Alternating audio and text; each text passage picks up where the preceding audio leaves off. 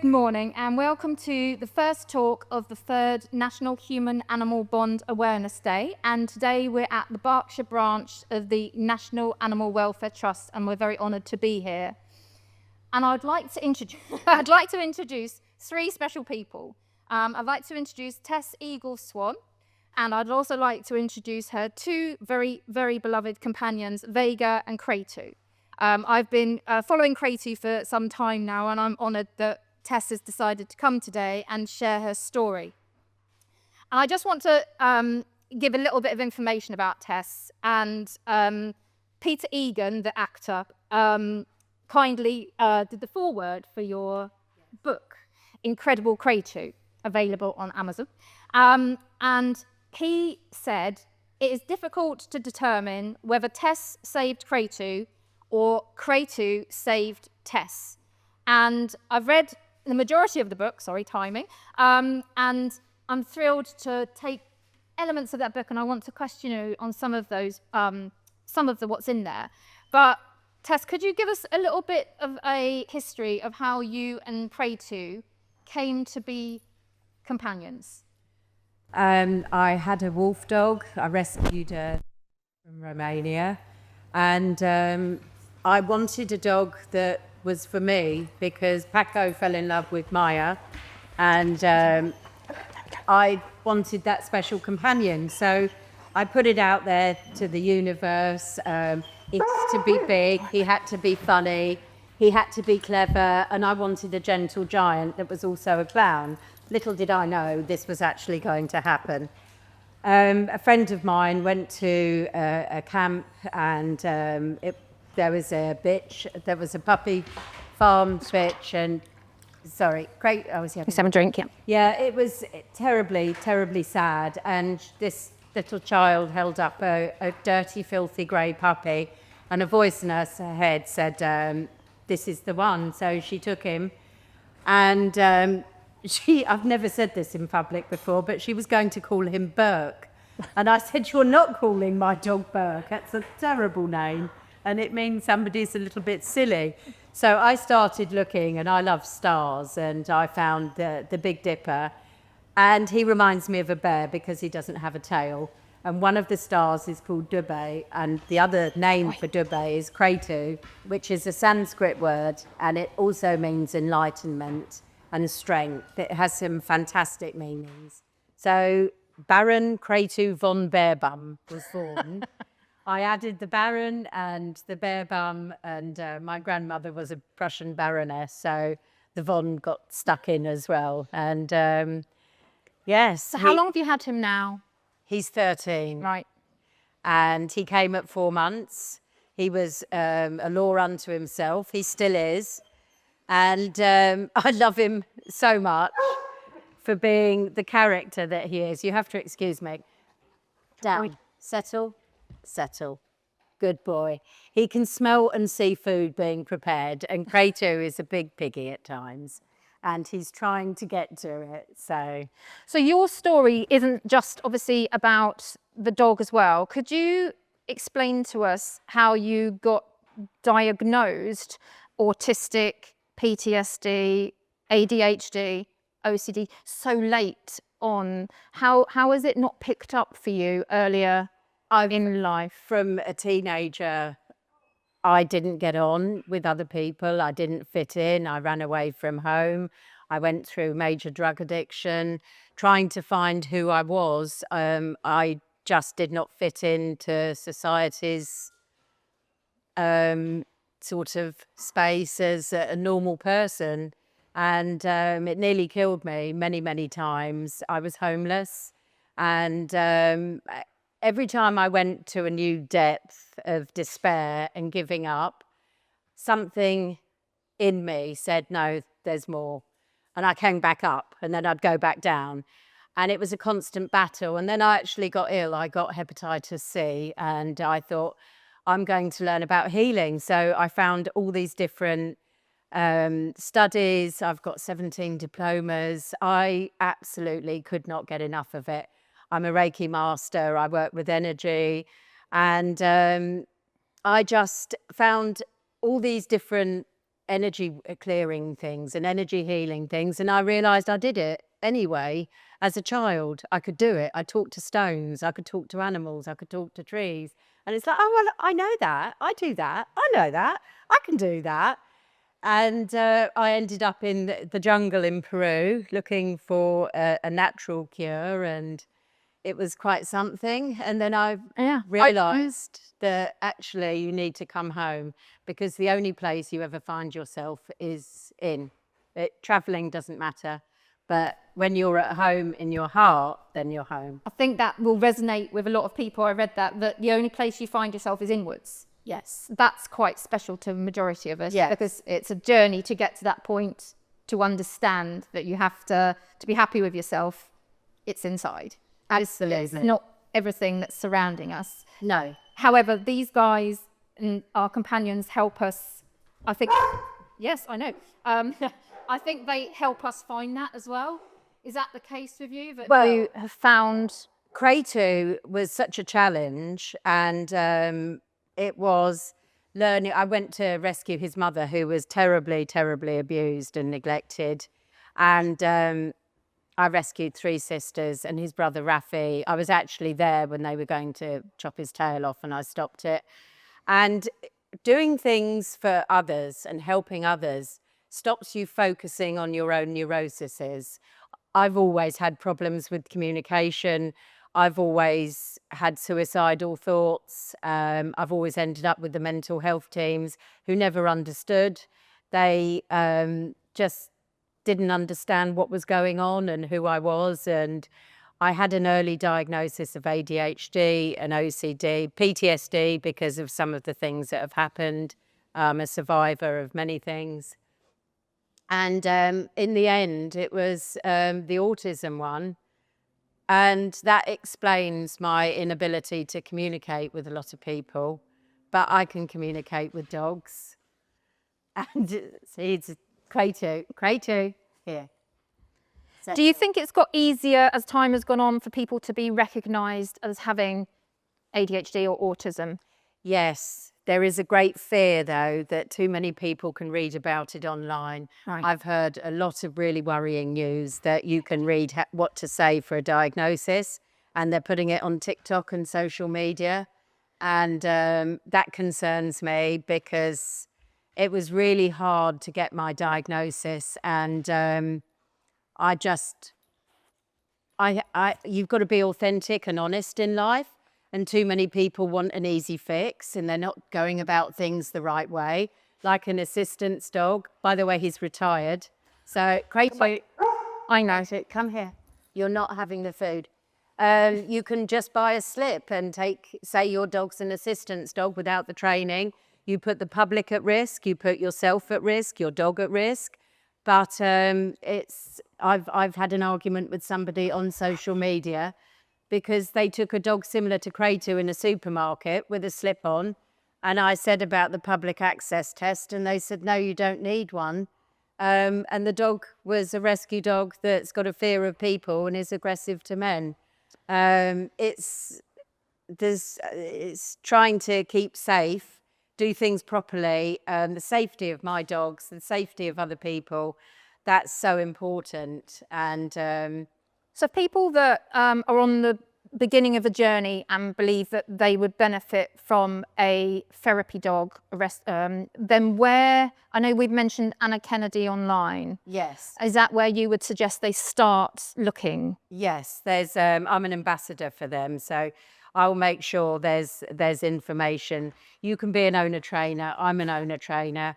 And if you train your dog to perform tasks, you have to have a diagnosis, and your dog has to do 3 tasks. And What are they? well, there's all sorts of things. Okay. It could be getting something out of a washing machine if somebody's physically disabled. It could be picking things up off the floor. It can be paw pressure, putting the paw on the foot. Kratu, settle, settle, settle. Lots of different things, but they have to be at a high level of obedience. Right. They have to be safe in public and safe around food. And they have to be able to be good around other dogs and recover. If there's a loud noise, you can't have a dog that's nervous and that's going to go bolting off down the road. So you have to do a lot of work and do a lot of work outside. And it's hard. You take your dog training in the high street, and then you've got 10 little yappy dogs that want to kill yours, all on extendable leads, and you have to be able to navigate through different circumstances, and you just never know when somebody drunk might shout across the road, and your dog has to be solid. You're going to fall off there. But not only are you an advocate for these groups, but you also work on the all-party parliamentary dog advisory welfare group. We did. It's a mouthful. You We're did. retired. You've retired from that. Can you explain what that group does? They are about animal welfare and trying to bring in changes. They have a lot of discussions about whether like dog training should be regulated.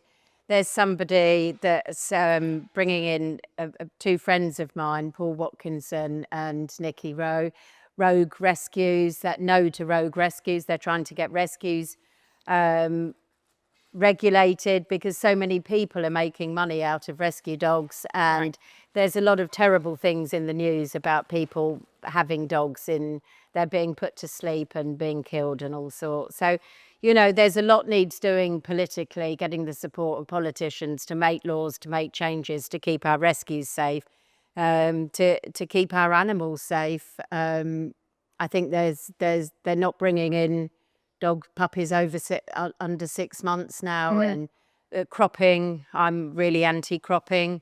Guess Kratu doesn't have a tail. Was it taken off by human hand, or was it naturally like that? He knows.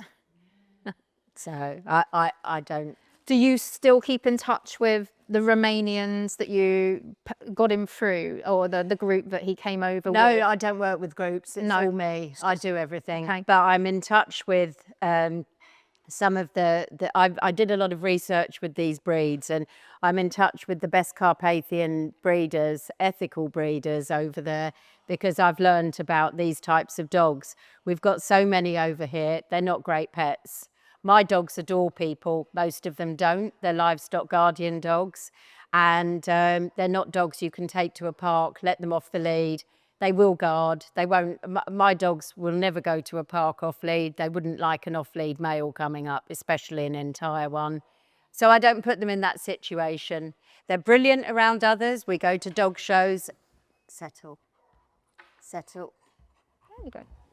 Good boy. Tell us about your journey with Crufts and how he came to be in a public eye as much as he was. Well, we were training at Wood Green because I had 3 great big males, Romanian males, and I thought, what the hell have I done? They were horrendous, launching and barking, and they were just, I thought, really, this is just crazy. So I had to find affordable help. And we went to Wood Green, and we started trick training. We did many different methods, and Kratu was super, super smart. And they said to me, would I like to be in the team as an honorary member? And I said, well, I can't do agility. And they said, yeah, that's fine. It's just for fun. Well, I don't do things for fun. I want to be the best. So that was it. You're competitive, huh? Might be. So I know very good agility people. And I started training my friend's course with sheep. We had sheep. It's a fluffy toy. He loved sheep. He used to jump the wings, not the jumps. He did unbelievable things, but then he did a course, and he did a brilliant course. And I'd film it. I'd even play Crufts' agility performances on my phone so he could get used to the shouting and the cheering. I'd film myself and show it to my agility friends, and that they would teach me how to do wing wraps and how to send him, well, you send him over, you just threw sheep and he went after sheep. And yes, we went in 2017 and he did a reasonable course. And then we went in 2018, and I will never forget it because he disappeared in the tunnel. I looked like I was catching flies with my mouth open. I'm like a rabbit in the headlights anyway in that situation. And where's my dog? he had decided that he wanted to have fun. I was not in the picture anymore. He liked the audience, he liked the laughter, he liked the clapping, and he came out and was, my people. Oh, I love my people. And that was it. Yeah. And then his star was rising, wasn't it? yes, he went round the world that night, and he was on television in America, Australia, New Zealand. It was unbelievable. And then he upped his game and he carried on doing it. I actually gave up formal agility at that point. There was no point. Right. And the more I laughed at him, the more he enjoyed doing his own thing. And yeah. But you brought fun to it, which I think sometimes gets a little bit forgotten. It's meant to be fun. Yes. It's not meant to all be serious. Well, the last time I did it was actually with Polo, another one of my dogs, and I went flying flat on my face. I don't know how I managed to trip over. And Polo came and put his paws around my neck and gave me this hug, and all the audience went, ah. And I got up and we finished the course, and Polo does do very good agility, but not one person asked me if I was all right. And I left in tears and I really hurt myself. So I've gone off agility. Not something you're going to do with Vega. Who knows? That's not a no. There's a never say never. And how did you come to be Vega's companion? Well, I saw a little puppy and I have to fall in love. And I saw this poor little puppy in a shelter, which I normally don't do, shelter dogs. So I got somebody to drive her to a vet because I knew that the shelter owner was not a good one.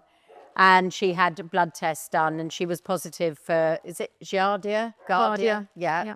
So she started treatment. I got her taken to another place where there's no point treating a dog if the shelter's full of the parasite because they're going to get reinfected.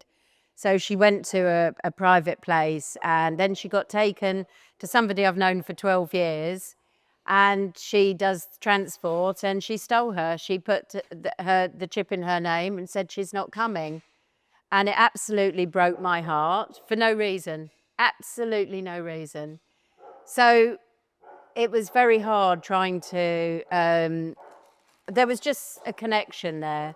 So I kept looking and then I saw this little ginger puppy who had just arrived in the country for 4 days, no trauma background, and she was found at 8 weeks old, nearly frozen to death, and she was very lucky that she went into a home, a foster home, and I thought, well, I'll go and give her a chance. So I picked her up and my dogs were not impressed. They looked at her and went, don't really like her. And she went, catch me if you can. And I have never seen a puppy so fast, like a bat out of hell, running rings. I couldn't walk, I was so ill. And they couldn't catch her. And my heart was pounding. She said, I can't do this. This is ridiculous. And I actually I had to have 2 lots of antibiotics, so she didn't go anywhere, and I started training, and that was it. She was super intelligent, and I just loved that. And then something just clicked into place. Settled, obviously. Yes. Yeah. And I decided You knew I was talking about you, didn't you? Yeah, I decided that she was the one, and she stayed. And so when people are looking for a rescue with the right intentions from abroad, what is your advice for people that are looking to do that now? You need to know as much background as you can, but people don't always tell you the truth. The thing I would say is have multiple videos and photos of a dog. You want to see the dog around a man. You want to see the dog around people. Does the dog show the whites of its eyes? Is it scared? Are they forcing the dog? They like to hold their face in photos. They do this and it's horrible. You want to see the dog off lead. You want to see the dog moving.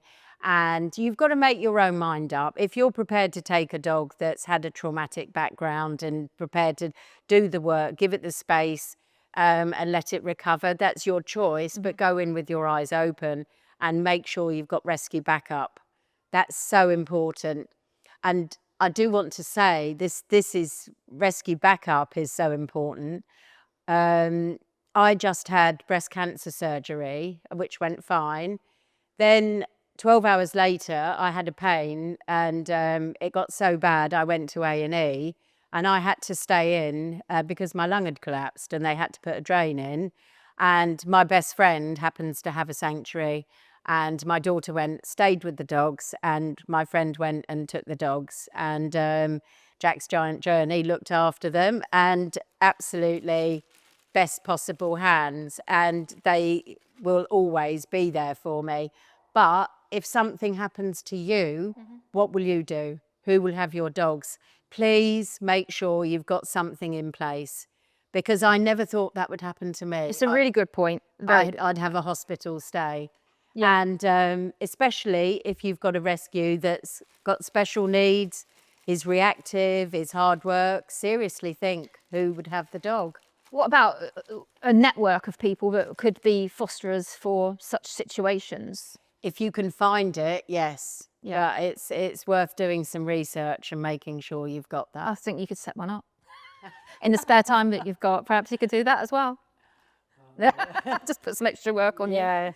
So what have you got planned at the moment? What have you got? Have you got interviews? Have you got campaign work that you're doing at all? Anything that you've got going on at the moment? I think spay and neuter campaigns with Jack's Giant Journey, they're going to have a mobile clinic. We want to support them. How did they come about, Jack's Giant Journey? Oh, Nikki, she rescued a dog called Jack from Egypt, and his leg is so bad, it's all wonky, and she didn't give up on him. He was supposed to be put to sleep, and she fought for him. And his story is amazing. Okay, so we can look online for Jack's Yes, Giant. unbelievable. It will make you cry your eyes out when you see, well, and Jack he's actually Kraty's best friend. She goes to events with Jack he's got his little chair, and Kraty's little tail goes, Jack, Jack, it's my mate, Jack. And Jack gets all excited. So the power of rehabilitation. But it is your choice. A lot of people are against foreign rescues, and you've got to make a choice. I tried before Vega to get a dog in this country. It's nearly impossible. It was very, What was the very hard. restrictions that you found that you came up against? I couldn't find the right one. I wanted a young dog so that I could train, to be in the right area. It's a lot of people go for a certain type, and you're up against lots of people. I've got a multi-dog household. I just couldn't get a response with any dog I liked. A lot of people are area specific as well. Okay. But I looked very, very hard, and just didn't happen. Okay. So with your ADHD and the dogs, has there been any challenges in the public space that you had to come up against? Yes, people with off-lead dogs. Okay, tell us about I that. don't like it when people with very reactive dogs. I've been at dog shows, and it's like, please, can I have some space? And the dogs, for whatever reason, is it fear? Is it anxiety? And they think it's okay for their dogs to have a go at mine. I take responsibility and I move away with my dogs. But you shouldn't expect that of other people, because I find that very hard to deal with, because the guardians, my dogs are guardian dogs, but there's a strong guardian in me as well. And I don't want any conflict. I just want my dogs to be safe and to move away. And it's very hard, because my dogs are not like that. But a lot of people in public have dogs that are. And it's getting worse. There's a lot of very large breed dogs that scare me, and I don't want to meet some of them off lead. No. Okay. I'm not breed specific, just even dogs like his crosses, all sorts of large breed dogs are not looked after.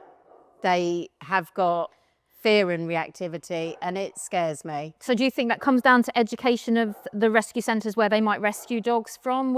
Some of it. Where do you think that we can educate people about anxious dogs? So rescue centres, they assess dogs, Yeah. and they can work with Yeah. the dog and they can work with the owner. That's great. But when people get dogs from breeders and they take the dog into their home and they don't do anything with it, and the dog has a poor lifestyle, a bad diet, no exercise, and there's probably lots of conflict around it, the dog is going to have certain behaviours and fear and anxiety. And some people like that. It's a bit of a macho thing. Some Status dogs. status dogs, and it's quite scary. Do you think people match themselves to types of dogs like that? Yes. Introverts, extroverts Can do. like that. Yeah. I see a lot of young men with certain types of dogs. Okay. Have you got a couple more dogs at home, or is I have. okay? Tell us about those. Rafi is Kratu's brother, who came from the same camp. He's got a bit of dementia, and that's another thing about rescue dogs and rescuing big dogs is they're both, Kratu's on gabapentin. He's got a degenerative lumbar stenosis issue in his back. One of his discs is disintegrating. Rafi's got arthritis. He's on gabapentin. You know, get your dogs insured and think about long-term effects, because big dogs can have big problems. And luckily I'm insured, but the excesses cost a lot. Yes. Yes. And check out which insurance company online as well, because some have better reviews than others. Yes. It's- Research. I Yeah. love research. Research everything. Okay. Can you tell us about your book a little bit? Because it's been out, since 2018, and it was your journey up to that point. Are you writing another book? How? I've written my book. It's quite interesting, the story of me behind Kratu. Yeah. But I wrote it, and then I've actually decided to change the ending, because Kratu met the king. So how can I have a book? Can you not put that in there? We got invited up to a garden party at the palace in Edinburgh, and we were standing in line, and the king was standing near me, and Kratu leant out and his hand was in front, and Kratu just went doof, and he looked down and he went, "And who's this?" And I said, "Well, this is Kratu." And they have homes in Transylvania, and he said, "Oh, I've seen these types of dogs out on the hillside." And he said, "Oh, I'm very wary of them." And I went, "So you should be." And he burst out laughing. And yeah. So you've met royalty, mate. He has. He's met royalty. He has. Okay. Well, I want to say a massive thank you for spending time today with us and explaining your journey. And I know we've been speaking for several years. It's a pleasure to meet you, and I appreciate you bringing the dogs along. Is there anything that you'd like to, any advice ending the talk that you'd like to give to maybe parents of children who are being diagnosed with ADHD, and what they can gain from the human-animal bond is obvious to me with you, but if somebody's never had a dog before and they're going through that journey, what a dog can bring to that child? Think of the dog's emotions. If your child is ADHD or you're ADHD, I overtrained Kratu. I made a lot of mistakes. He told me what to do in very clear terms. I'd want him to do a trick again and again and again, and he'd look at me and go, "Pho," and walk off. And I'd go, "No, you come back here and do the trick." And he'd be, "On your bike." So He guided you. Me, Okay. yes. Don't overtrain. Don't let a child or an adult and this, just do little bits. Keep it fun. Keep it short. Keep it sweet. End on a good note. And everybody in a family do the same, because the worst thing for a dog is when one person's teaching it something and everybody else does something different. So if one of you allows a dog to do something and then everyone else says no, the dog doesn't understand what to do. And a dog has emotions. They can have an off day. Let them have space. They are, and please, with cuddles, cuddles are a human emotion. Let a dog come to you. Ask, the dog needs to give you consent. Kratu loves, he's trained, and his choice is to lie on the floor. I call it rock and roll, and I can put my head on his chest, and he will hold my head, and we'll roll, and we'll actually shriek at the same high-pitched level. And we've got to have dogs Boundaries, boundaries, yeah. consent with handling, because there's so much, all this constraint around dogs, and you see dogs go, get off me. And it is about learning the signs of stress that lead to aggression as well. People need to be aware of those, which probably aren't taught early enough. No. And possibly should be. No. At school. And if school would be fantastic. Yeah. And a dog's allowed to say, no, thank you, go and have their own space. Well, we need our own space, don't we? And sometimes I don't think we respect the fact they need their time too. So it's something that, yeah, we should allow them to have. Space. Yeah. I like it. Sometimes they come near me and I'm like, no, thanks. And they are very respectful. I hear a lot of stories about dogs who get people up in the morning, and it always amuses me because I have the most respectful dogs. They never, ever come and wake me up. I can open my eyes. There might be somebody in front of me and they'll look at me. They'll go, is it okay? And they just leave me and I'll shut my eyes again. Unless there's something wrong, then they will speak and say, but hardly ever. But they just allow me to sleep in. And Okay. yeah, some people get up at 5 o'clock in the morning to let their dogs out, which is, I don't know, I wouldn't do that. If people wanted to learn more about yourself, they follow you on Facebook and social media. How do they learn about what you're doing? Incredible Kratu. Incredible Kratu. It's a bit slow at the moment because I'm still recovering from all the surgery and my lungs back to normal, but that terrified me. And I thank you very much for coming down. I do, because I know you've gone through an awful lot recently. So I do thank you very much for coming today. And please follow Incredible Kratu. And we wish you the very best recovery. Oh, you've come to say hi. Thank you. And I've made some new friends today. So thank you, Tess. Thank you very much. It's a pleasure. And he's coming home with me.